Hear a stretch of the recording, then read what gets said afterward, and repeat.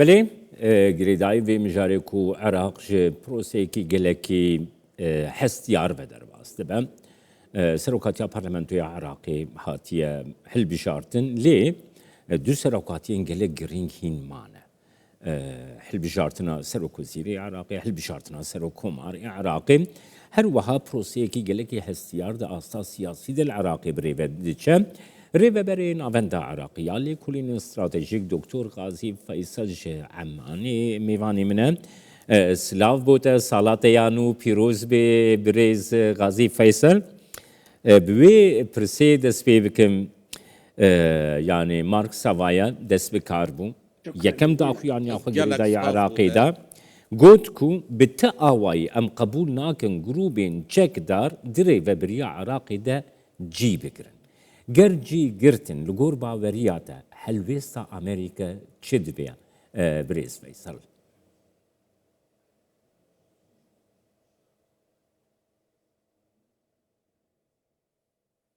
نعم شكرا جزيلا گەلک سپاس و سڵاوێکی گەرم بۆ گەلی کوردستان و بۆ هەرێمی کوردستان بە بۆنەی ساڵی نوێ و هیواخوازم ساڵی خێر و خۆشی و ئاشتی و بەرەو پێشچوون بێت بە دڵنیاییەوە مارک ساڤایە زۆر ڕوون و ڕاشکاوانە قسەی کردووە هەروەها سەرۆکی ئەمریکا بە ڕێسترامپ قبولیان نییە کە هەژمونی هەندێک کەسەتی لە عێراق بن کە بەشێک بن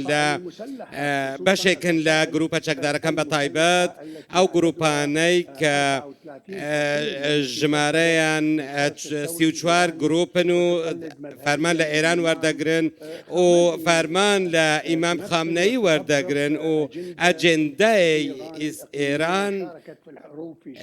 لە جەنگی سووریا و لە یەمەن و لە شوێنەکانی دیکە و هەروەها لە لوبنانیش ئەو ئەجێندا پیادە دەکەن ئەمڕۆ ڕۆژهەڵاتی ناوەڕاست گۆڕاوە و چەند مەرجێکی ئەمریکی هەن بە دڵنیاییەوە یەکەمیان فێدرالیەتی ئەمریکا پەیوەستە بە فێدرالی ئەمریکا کە پێویستە داهاتی فرۆشی نەوتی عێراق کە لە بانکی ئەمریکیدا گڵ دەدرێتەوە هەروەها دواتر چەندین پارە واتە بە ملیارەها دۆلار لە موچەی عێراقیەکان دەچێت ئەگەر عێراق کەواتە ئەگەر عێراق بەردەوام بێت لە باڵەدەستی و هەژمونی ئەو گروپە چەکدارانە بە دڵنیاییەوە ئەمریکا ڕێککاری توندی ئابووری بەرامبەر بە بەرامبەر عێراق دەگرێتە بەر کە کۆتوبەند دەخاتە بەردەم حکوومەت و ڕێگە نادات کە ژمارەیەکی زۆری ئەو سامانە قەبارەیەکی زۆری ئەو سامانە لە بانکی فێدراڵەوە بۆ ئەو گروپە چەکدارانە دەچێت بۆ ئابووری ئەو گروپە چەکدارانەوە دەچێت بۆ کڕینی چەک و ئەو پێداویستی سەربازی و ئەمەش کاریگەری زۆری لەسەر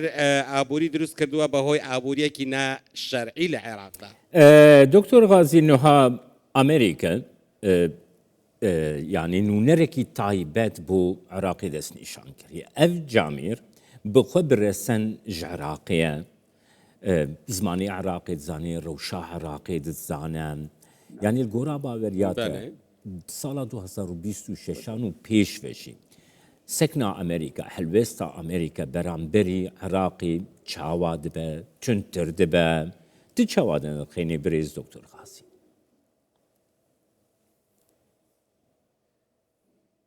أعتقد من لەو باوەڕەدەم کە ئەوەی مارک ساڤایە باسی کردووە و هاتنی لە بۆ عێراق لە چوارچێوەی بەرنامەیەکی فراواندایە و لە چوارچێوەی تیمێکی فراوانی پنتاگۆن و ئاسایشی نیشتمانی ئەمریکا و وەزارەتی بەرگری ئەمریکا و هەروەها ئیدارەی ئەمریکا بەگشتیدایە کە هەموو فرە ڕەهەندە ئەو تیمەش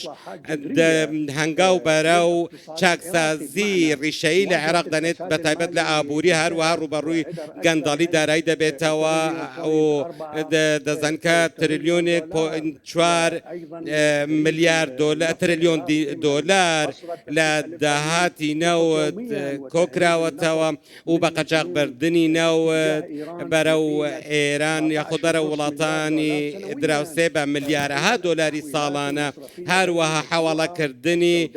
بانکی لە ڕێگەی بازاڕی ڕەشەوە هەروە کۆمپانیای وەهمی و حەواڵەکردنی وەهمی هەروەها هەوڵدان بۆ پاڵپشتیکردن لە ئابووری و سەربازی ئێران هەروەها ئێستا کە دەبینین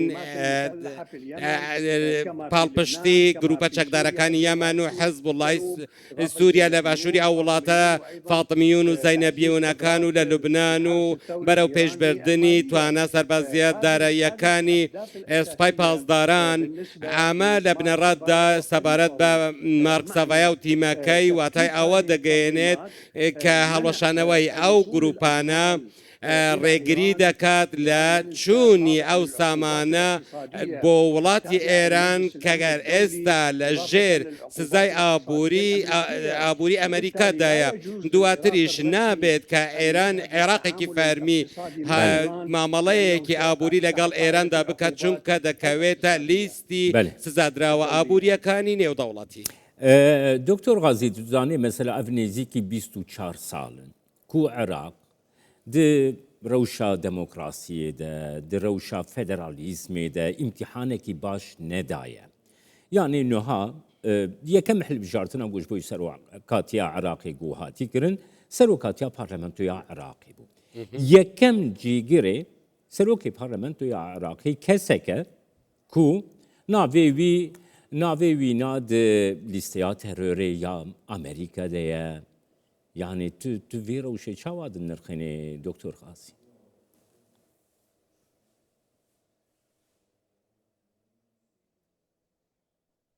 هذا خطير يعني ئەوە گەڵێک مەترسیدارە و من پێم وایە چوارچێوەی هەماهەنگی بەرپرسیارەتی ئەو بڕیارە دەبێت لەسەر شانی خۆی بگریت چوارچێوەی هەماهەنگی لە واقعدا ئەوەیە کە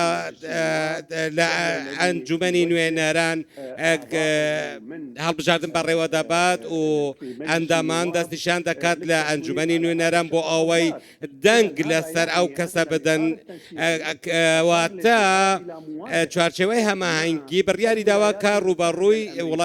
ویلایەتە یەکگرتووەکانی ئەمریکا ببێتەوە و پێویستە چوارچێوەی هەماهەنگی لە پێش هەموو کەسێک و حکوومەتی عێراق و دەسەڵاتەکانی دیکەی عێراق دوای ئەو پێویستە بەرپرسیارەتیە لەسەر شانی خۆیان بگرن واتە ناکرێت وەکو کەسێک کە لەلایەن ئەمریکاوە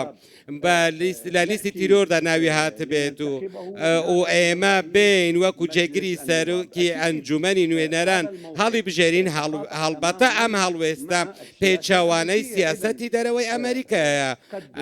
ئەمە لەوانەیە کە ئەم وا بکات ئەمریکا پەنا بۆ سەپاندنی سزا بەسەر عێراقدا بکات بدات و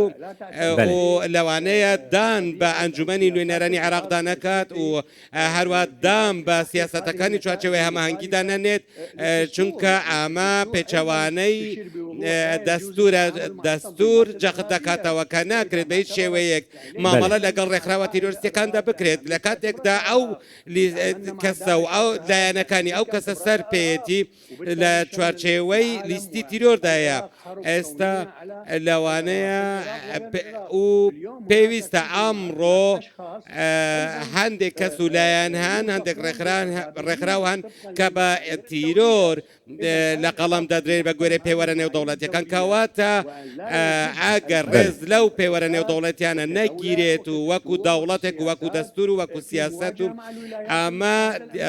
بڕیارێکە بۆ ڕوبەڕووبوونەوە لەگەڵ ویلایەتە یەکگرتووەکانی ئەمریکا. بەلێ ڕێزدار دکتۆر غازی چەندین جاران تە بەحسا دەستوری کرد مخابن یانێ نێزیکی 21 ساڵە دەستور شخۆ نەهاتیە جیبجیکردن عراقی یعنی دەستورە عراقیت پراتیکێدە نایە جیبجیکردن هەروەها چەندین جاران بەحسا دەسوەردانین دەرڤە کرد یعنی ئەس بخۆ فکرد کردم یعنی چاوا وڵاتێک ڕێڤەبریەک سەروەریە وڵاتی خۆ تەسلیمی هێزەکە یانژی وڵاتێکی دەرڤە بکە وی درباره دژی گردی تیناته بگرم بریز دکتور غازی. اولا یەکەمیان سەبارەت بە دەستور من لەگەڵ تۆ هاوڕام بە تەواوەتی پێشێلکردنی دەستور لە ساڵی ئەو دەستوری لە ساڵ 2005 دەرکراوە و هەروەها لە ساڵ 2006 تا ئێستا پێش ئەو پێشێلکاریانە بەردەوامن و چوارچەوەی هەماهەنگی دان بە دەستور دانانێت دام بە عورف دادەنێت واتە عورفەکانی خستۆتە پێشەوەی دەستور و یاسا بۆیە چوارچەوەی هەماهەنگی هەر لە سەرەتاوە سیستەمی پشکپشکێنەی سیاسی و پشکپشکێنەی ئیداری و پشکپشکێنەی دەسەڵاتی گرتۆتە بەر ئامە لە دەستوردا بە هیچ شێوەیەک هەر باسی نەکراوە خاڵی دیکەی تا ئێستا دەبینی مادەی 140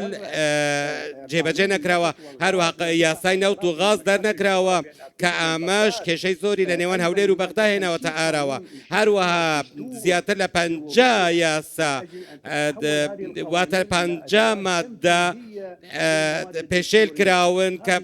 پەیوەستن بە مادە دەستوریەکان و چاوەڕێی تێپەڕاندن دەکرێن ئەتا ئێستا ئەنجومەنی فیدراڵ دەرنەکراوە پێک نهێنراوە ئەو دەبینین کە ئەو شێوەی ئەنجومەنی پیرانی فەڕەنسا ئەنجومەنی پیرانی ئەمریکا هەروەها وەک بەریتانی ئەنجومەنی لۆردان هەیە ئامە تا ئێستا ڕەوایەتی پێ نەدراوە کە بڕیار بوو ئەو کەواتە پەیکەری دیموکراتیەت و کە دامەزراوەیەکی زیندووە بە تەواوەتی تەواو نەکراوە لە عێراق ئەمەش بە هۆی هەندێک لە سەرکردەکانی چوارچەوەی هەماهەنگی تەنیا لە هەندێک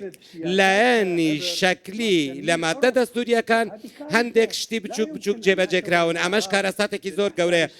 نابێت ئێمە عورفەکان لە بەرژەوەندی لایەنە سیاسیەکان بخەینە پێشەوەی دەستور و یاسا واتە پێویستە یاسا لە سەروی هەموو دامەزراوەکان بێت ئەمە کێشێکی گەورەیە کە بەداخەوە سەبارەت بە لانی دەرەوەش عێراق لە دۆخێکی ناهەمواردا ماوەی چەندین ساڵە و هەروەها دەبینی لە هەفتی ئۆکتۆبەرەوە دۆخی عێراقیش خراپتر لێ هات تەنانەت کە دەزانین بە دڵنیاییەوە عێراق لە ساڵی 2008ەوە تا ئێستا خۆی بە هاوپەیمانی عێراق دەزانێت ئەمریکا ئەمە شتێکە کە ڕێگە پێدراو نییە کە ئەمریکا بەمە قبول بکات هەر بۆیەش لە دەبینین ئەم لە ساڵی 2005 سەرۆکی ئەمریکا نێردەی تایبەتی خۆی نرد بۆ عێراق بۆ ئەوەی ئەو پەیوەندی ڕێک بخاتەوە و بخاتە سەر بنەمای خۆی واتە ئامانجی ئەمریکا چارەسەرکردنی بابەتە مەترسیدارەکانە چارەسەرکردنی نەبوونی گەشەپێدان و کێشەی هەژاری کێشەی بێخزمەتگوزاری دەبینین کە بە ملیۆنەها خەڵکی عێراق بە شێوەیەکی هەڕەماکی دابەش بوون لەسەر ڕووبەرە جوگرافیەکانیش